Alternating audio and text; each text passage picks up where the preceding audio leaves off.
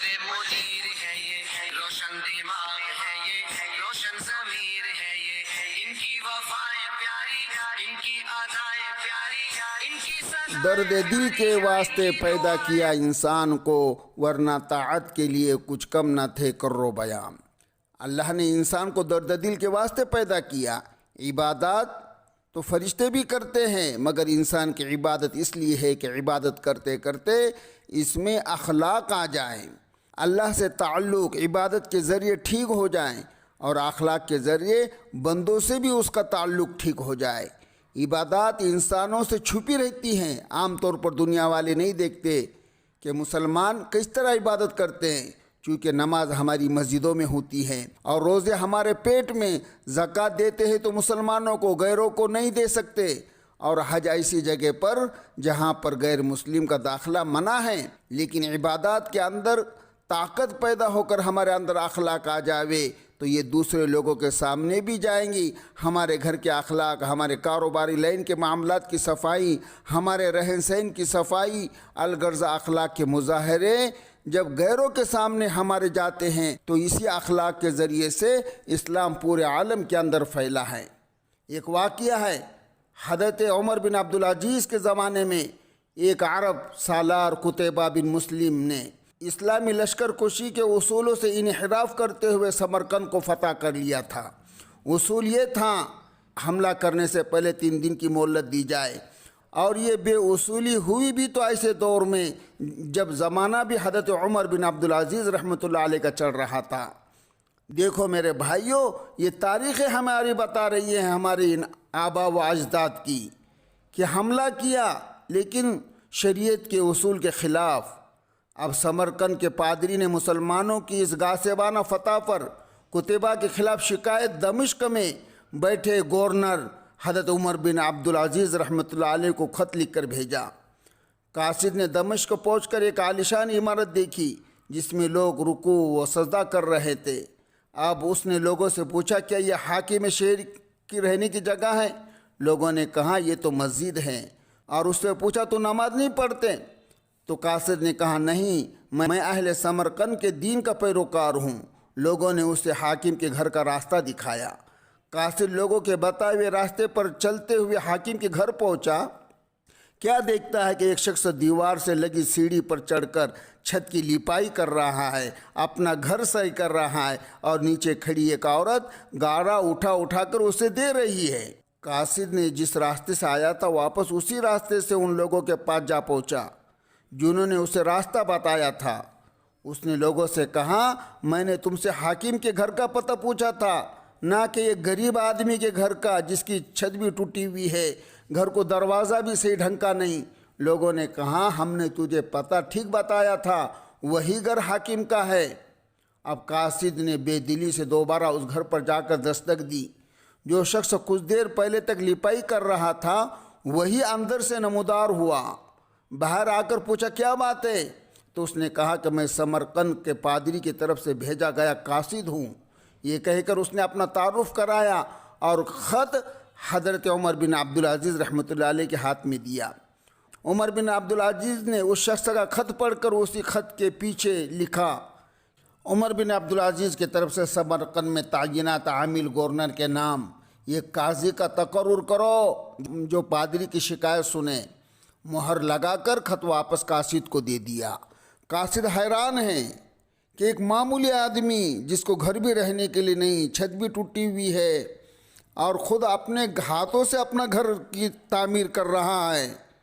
قاصد وہاں سے تو نکل گیا مگر اپنے آپ سے باتیں کرتے ہوئے جا رہا ہے، کیا یہ وہ خط ہے جو مسلمانوں کے ان عظیم لشکر کو ہمارے شہر سے نکالیں گا؟ سمرقند لوٹ کر قاصد نے خط پادری کے ہاتھ میں دیا، جسے پڑھ کر پادری کے بھی آنکھوں میں اندھیرا آ گیا، وہ پریشان دکھائی دے رہا تھا۔ خط تو بہرحال اسی کے نام لکھا ہوا تھا جس نے انہیں دھوکہ دیا تھا۔ انہیں یقین تھا کہ کاغذ کا ٹکڑا انہیں کوئی فائدہ نہیں پہنچا سکے گا، مگر پھر بھی خط لے کر مجبوراً اس حاکم سمرقند گورنر کے پاس پہنچا جس کے فریب کا وہ پہلے سے ہی شکار ہو چکا تھا۔ حاکم نے خط پڑھتے ہی فوراً ایک قاضی جمیع نام کا ایک شخص کا تعین کر دیا جو سمرقندیوں کی شکایت سن سکے۔ اب موقع پر ہی عدالت لگ گئی۔ الحمدللہ ایک شعبیدار نے نام پکارا، قتیبہ کا نام بغیر کسی لقب و منصب کے پکارا، نہ اسے سردار کہا نہ امیر کہا۔ قتیبہ اپنی جگہ سے اٹھ کر قاضی کے روبرو پادری کے ساتھ ہو کر بیٹھ گیا۔ وہ پادری بھی یہ سب نظارہ دیکھ کر پریشان ہو رہا ہے کہ یہ کیا مذاق تو نہیں ہے۔ قاضی نے سمرقندی سے پوچھا، کیا دعویٰ ہے تمہارا؟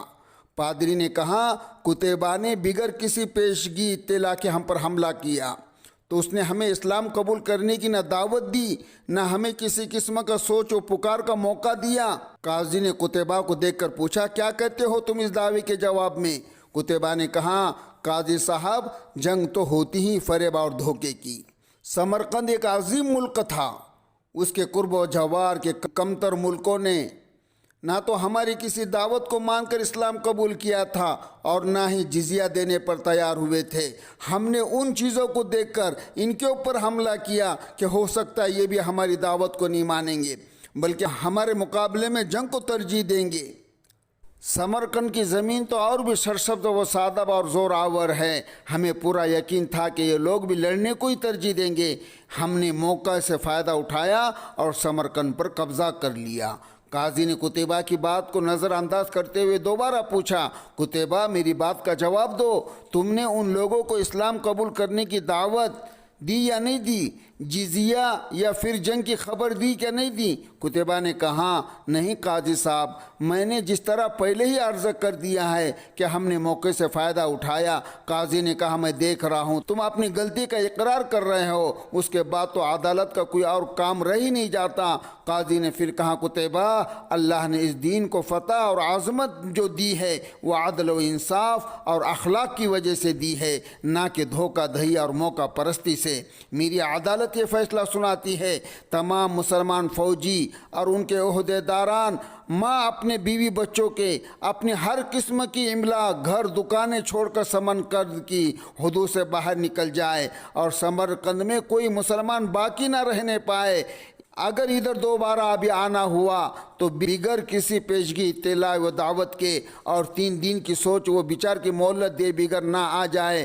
پادری جو کچھ دیکھ اور سن رہا تھا وہ ناقابل یقین تھا، وہ اسے مذاق اور تمثیل سمجھ رہا تھا کہ یہ کون سی عدالت ہے اور کیسا جو ہے یہ فیصلہ ہے، لیکن وہ کیا دیکھتا ہے کہ چندی لمحوں کے اندر یہ عدالت ختم ہوتی ہے، نہ کوئی گواہ نہ کوئی دلیل کی ضرورت، اور تو اور قاضی بھی اپنی عدالت کو ختم کر کر قتیبہ کے ساتھ ہی اٹھ کر جا رہا تھا، اور چند ہی گھنٹوں کے بعد ہی سمرقندیوں نے اپنے پیچھے گرد و غبار کے بادل چھوڑتے لوگوں کے قافلے کو دیکھیں جو شہر کو ویران کر کے جا رہے تھے۔ لوگ حیرت سے ایک دوسرے سے سبب پوچھ رہے تھے اور جاننے والے بتا رہے تھے کہ عدالت کے فیصلے کی تعمیل ہو رہی تھی، اور اس دن جب سورج ڈوبا تو سمرقند کے ویران اور خالی گلیوں میں صرف آوارہ کتے گھوم رہے تھے، اور سمرقندیوں کے گھروں سے آہ و پکار اور رونے کی آوازیں سنائی دے رہی تھی۔